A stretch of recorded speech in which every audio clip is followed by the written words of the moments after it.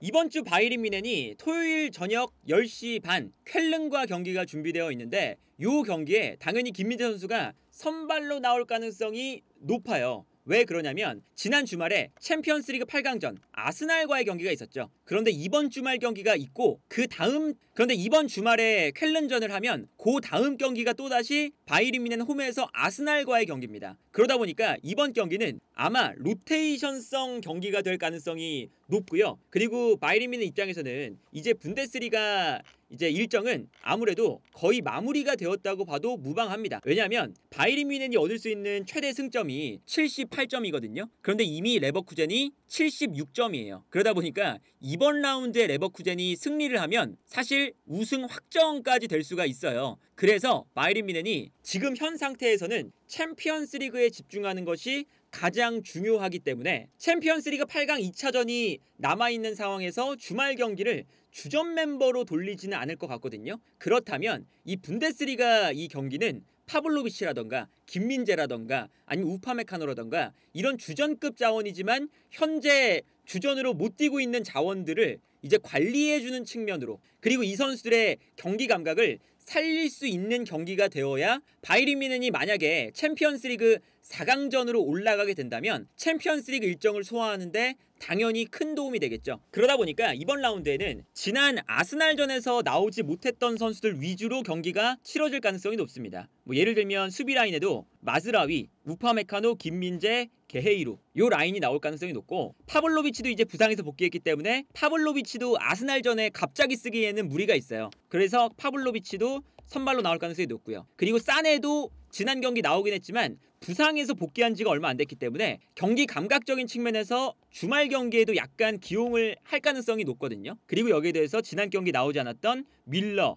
텔, 그리고 추포모팅까지 전체적으로 이제 로테이션을 돌리는 과정이 아마 될 것 같은데, 여기서 이제 김민재 선수가 해야 되는 건 일단은 좋은 컨디션을 빠르게 되찾는 것이라고 할 수가 있겠죠. 왜냐면 지난주에 있었던 하이덴하임전에서 김민재 선수가 전반전은 엄청나게 좋고 후반전은 엄청나게 안 좋았거든요. 근데 이 극명한 차이가 어디서 나왔냐면 하이덴하임이 약간 수비 라인을 내리고 역습 위주로 경기를 할 때, 아무래도 바이에른 뮌헨이 라인이 높아져 있을 때 상대가 역습으로 나온다면 공격수 한두 명을 상대를 할 때가 많잖아요. 그래서 예를 들면 이렇게 공간이 많이 나왔을 때 김민재 선수가 상대 공격수와 1대1 경합을 한다거나 아니면 상대 공격수가 측면으로 뛰어나갈 때 스피드 싸움을 할 때, 이런 싸움에서는 김민재 선수가 나폴리 시절 때부터 거의 대부분 지는 일이 없습니다. 그런데 후반전에는 하이덴하임이 공격적으로 나오면서 공격 숫자가 한 2명, 3명 이렇게 늘어났어요. 그리고 여기서 하이덴하임의 감독이 노렸던 게 어떤 거냐면 김민재와 우파메카노의 공격적인 수비를 오히려 역으로 이용해서 김민재가 올라왔을 때 뒷공간, 우파메카노가 올라왔을 때 뒷공간, 이런 공간들을 계속 공략을 했거든요. 그러다 보니까 이제 최근 들어서 김민재 선수가 세리에에서 분데스리가로 넘어왔을 때 약간 어려움을 겪고 있는 부분 중에 하나도 이러한 리그의 성향 차이도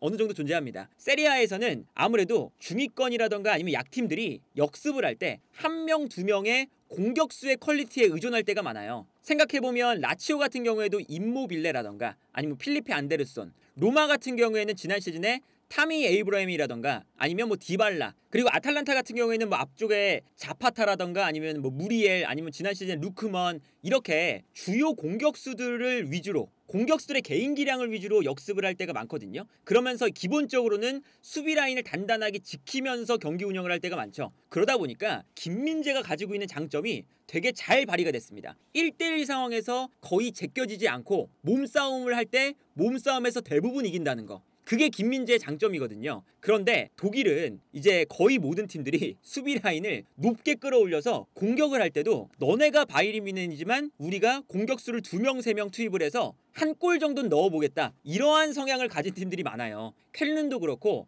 지난 경기 하이덴하임도 전반전은 수비적이었지만 후반전에 공격 숫자를 3명, 4명 정도로 늘렸었거든요. 그래서 재밌었던 기록 중에 하나가 하이덴하임이 지난 경기에서 전반전에 리커버리 시간, 그러니까 볼을 빼앗겼을 때 볼을 다시 찾아오는 그 시간이 전반전에는 25초 정도였습니다. 그런데 후반전에는 13초였어요. 그러니까 후반전에는 전방에서 압박을 강하게 걸고 앞쪽에 공격 숫자를 많이 두니까 볼을 빼앗겼을 때 다시금 볼을 빼앗아 오는 속도가 빨랐다는 거거든요. 그래서 이 독일 자체가 굉장히 공격 숫자도 많고, 그러니까 김민재 선수가 튀어나가 버리면 튀어나갔을 때 김민재의 뒷공간을 노릴 만한 그 공격의 숫자가 충분히 존재하는 리그라고 할 수가 있겠죠. 근데 여기서 이제 바이에른 뮌헨의 구조적인 문제도 이제 키커가 이제 지적을 했었던 게 있거든요. 지난 경기가 끝나고 나서 김민재가 첫 번째 장면에서 튀어나왔을 때 그때는 김민재의 잘못보다 뒤에 있는 우파메카노가 커버를 왜 이렇게 못했냐. 그래서 두 번째, 세 번째 골은 김민재의 책임, 첫 번째 골은 김민재가 튀어 올라갔을 때 우파메카노의 책임, 이렇게 키커즈가 약간은 실점에 대한, 물론 이제 뭐 모든 선수들에게 실점에 책임이 있는 거지만 실점의 영향력에 대해서 이렇게 이야기를 했었거든요. 그런데 이게 이번 시즌 바이에른 뮌헨 그리고 김민재와 우파메카노 조합이 나왔을 때의 가장 큰 문제라고 할 수가 있겠죠. 사실 이러한 문제는 이번에만 지적된 게 아니라 최근에 뭐 아우게 탈러라던가 분데스리가의 레전드, 바이에른 뮌헨 레전드들이 늘 지적하는 부분이에요. 우파메카노와 김민재가 개인적인 능력, 경합 능력, 1대1 싸움에서 이기는 능력, 이런 것들은 너무나도 좋다. 그런데 두 선수의 호흡이 좋지 않기 때문에 두 선수가 모두 공격적으로 올라가 버린다거나 아니면 김민재가 올라갔을 때 이 공간을 커버해주는 우파메카노의 움직임이라던가 아니면 반대로 우파메카노가 올라갔을 때 김민재가 이 공간을 커버하는 움직임이라던가 이런 것들이 두 선수 간의 호흡이 좋지 않아서 두 선수의 개개인의 수비 능력은 좋을지 몰라도 서로 수비 라인을 형성하는 데에는 그렇게 좋은 조합이 아니고, 바이에른 뮌헨의 전체적인 그런 측면을 생각해 봤을 때 김민재와 우파메카노의 공격적인 수비가 그렇게 적합하지 않다라는 이제 지적을 계속해서 하고 있거든요. 그러니까 예를 들면 이제 이런 거예요. 김민재 선수가 지난 경기 이 1대1 경합 상황에서는 거의 문제가 없었어요. 15번의 경합 상황에서 12번을 이겼습니다. 이거 엄청난 거거든요. 특히나 이 그라운드 경합 상황, 공중볼을 제외한 스피드 싸움이라던가 몸싸움, 이 경합 상황에서는 6번 중에 6번을 모두 승리했어요. 100% 경합 승리거든요. 그래서 이렇게 1대1 상황에서 상대 공격수랑 경합할 때, 그리고 이렇게 달려가 들어가는 공격수를 따라서 들어갈 때, 이럴 때는 대부분의 경합 상황에서 김민재가 승리를 거둡니다. 그런데 실점하는 장면처럼 이렇게 김민재가 1대1 경합 상황을 위해서 올라올 때, 이때가 문제죠. 김민재가 올라와서 경합하는 순간 상대 공격수가 이 공간을 향해서 의도적으로 들어와 있었어요. 이 김민재의 뒤에 있던 선수가 원래는 요 왼쪽 라인에서 뛰던 선수거든요. 근데 최전방에 있었던 선수가 내려가면서 볼을 받으니까 김민재를 끌어내는 동작을 가져가니까 자연스럽게 김민재의 뒤쪽으로 움직입니다. 이거는 준비된 패턴이었어요. 그리고 여기서 김민재 선수가 공중볼 싸움에서 한번 지면서 뒤로 볼이 흘러갔죠. 근데 사실 이렇게 여기서 튀어나오는 수비는 이상한 게 아니거든요. 근데 이렇게 뒤로 떨어졌을 때 뒷공간에서 우파메카노와 알폰소 데이비스, 이 두 명의 선수가 김민재의 공간을 커버해야 되는데 커버를 제대로 못했죠. 그러다 보니까 떨어지는 볼을 김민재가 올라와 있을 때 이 뒷공간이 완벽하게 무너지고요. 여기서 떨어지는 볼을 잡아서 뛰어나가는 선수에게 연계 플레이, 그리고 이 패스가 들어가면서 바이에른 뮌헨의 뒷공간이 완전하게 무너지는 장면이 나왔죠. 이제 이런 장면에서는 김민재 선수가 분데스리가의 이런 공격적인 성향에 약간 선택지가 잘못된 모습도 나와요. 이 장면을 보시면 일단 앞쪽에서 바이에른 뮌헨이 압박이 안 되니까 공격수들이 뛰어나오게끔 만드는, 그리고 심지어 김민재 왼쪽에서도 한 명이 뛰어가고 오른쪽에서 한 명도 뛰어와요. 그렇기 때문에 선택지가 두 개로 늘어났습니다. 여기서 이제 김민재 선수가 선택을 해야 되는 상황이잖아요. 근데 여기서 이제 아무래도 선택지가 많다 보니까 김민재 선수가 측면으로 달려오는 선수를 따라가는 것도 아니고 가운데로 들어오는 선수를 따라가는 것도 아닌 매우 어정쩡한 위치에 서 있었습니다. 그래서 키커즈가 김민재 선수가 이렇게 선택지가 많아질 때 선택을 올바르게 하지 못할 때가 생기고 있다라는 지적을 했거든요. 그래서 이 장면에서는 김민재 선수가 측면으로 뛰어들어가는 것처럼 하고 있으니까 너무나 편안하게 안쪽으로 패스를 하이덴하임이 넣어줬고, 이 패스가 들어가면서 김민재가 올라와 있는 공간이 순식간에 무너지는 걸 볼 수가 있었죠. 그러니까 나폴리 때처럼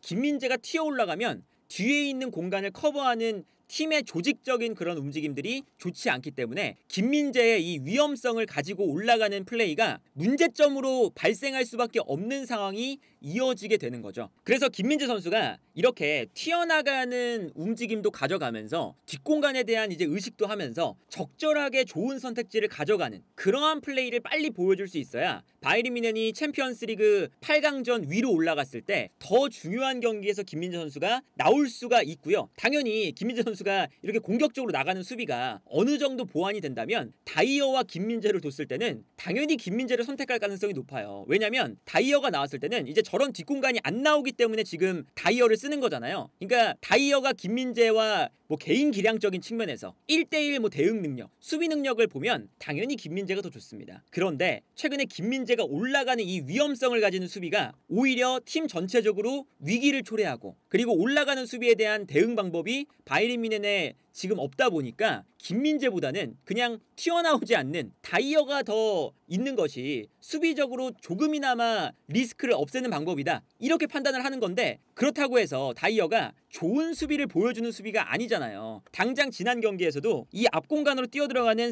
사카에게 패스가 들어갑니다. 그러면 중앙 수비수 입장에서는 이렇게 공간이 앞공간에 났을 때 올라와서 공격수가 제대로 볼을 받지 못하도록 플레이를 하지 못하도록 방해를 해줘야죠. 그런데 다이어는 제자리에 멈춰서서 사카가 볼을 끌고 가운데로 들어오고 있는데 편안하게 관전을 하고 있습니다. 그러다 보니까 이거는 뭐 훈련을 하는 거나 마찬가지잖아요. 앞쪽에 그냥 마네킹 세워놓고 사카가 가운데로 들어오다가 감아차는 슈팅. 이거는 아무리 노이어라도 가까운 거리에서 그냥 사카가 아무런 견제도 없이 감아차는 슈팅을 하면 막기가 매우 어렵죠. 그러니까 이런 모습을 보면 다이어가 박스 안에서 기다리는 수비를 한다거나 아니면 멈춰있는 수비를 할 때가 많아서 이번 경기뿐만 아니라 다이어가 이제 주전으로 자리 잡은 한 달 동안 보면 대부분의 실점 장면이 저렇게 해서 먹히는 장면들이 많아요. 그리고 저런 장면에서는 당연히 김민재가 또 생각날 수밖에 없습니다. 그러니까 지금 이제 김민재가 벤치 멤버로 지금 약간 내려가 있는 건 다이어가 절대적으로 잘해서가 아니라 김민재의 기본적인 수비적인 성향이 위기를 초래하고 있기 때문에 지금 김민재 선수가 약간 벤치로 밀려나 있는 거거든요. 그런데 이런 모습을 김민재 선수가 빠르게 보완하는 모습만 보여준다면 다이어의 저 수비적인 리스크를 바이에른 뮌헨이 가져가면서 4강전에 올라가서 경기를 치르진 않을 것 같거든요. 그렇기 때문에 저런 모습을 봤을 때는 김민재 선수가 이번 경기에서만큼은 선발로 나올 가능성이 높으니까 선발로 나와서 안정적인 수비 모습을 무조건 보여줄 수 있어야 주중에 있는 아스날전은 몰라도 챔피언스리그 4강전을 올라갔을 때 선발로 나올 수 있는 확률이 증가한다. 그리고 투엘 감독도 당연히 김민재의 이 수비 능력 1대1 대응 능력이 좋다는 건 알고 있습니다. 최근에 인터뷰만 봐도 투엘 감독이 김민재의 퍼포먼스에 대해서 절대 깎아내리거나 하지 않아요. 김민재의 공격적인 수비가 위험성이 있기 때문에 지금 다이어가 주전으로 나오고 있는 거다. 그런데 김민재의 이 개인적인 기량은 우리가 의심할 여지가 없다. 그렇게 투엘 감독도 인터뷰를 하고 있고 키커라던가 빌트지도 그렇게 이제 기사를 쓰고 있어요. 그러니까 맹목적으로 이제 김민재가 뭐 못한다 이런 게 아니라 김민재의 위험한 리스크를 가지는 공격적인 수비가 현재 바이에른 뮌헨의 전체적인 구조에 맞지 않아서 일시적으로 주전을 잃었다. 이렇게 이제 표현을 쓰거든요. 그래서 이번 주말에 있는 경기에는 김민재 선수가 안정적인 수비를 펼치면서 하이덴하임전에서도 전반전에는 정말 미친 활약이었거든요. 근데 후반전에 진짜 처참하게 무너졌던 건데 이 하이덴하임전의 전반전에 나왔던 그런 모습들을 분명 이제 뭐 주전으로 못 나오는 기간이 조금 있다 보니까 경기 감각도 떨어졌겠지만 완벽한 모습을 쾰른전에 전반전 후반전 다 보여줄 수 있다면 분명히 김민재 선수가 남은 시즌 이제 몇 경기가 안 남았지만 이 몇몇 남아있는 경기 안에서도 주전으로 충분히 도약할 가능성이 남아있지 않나 싶네요.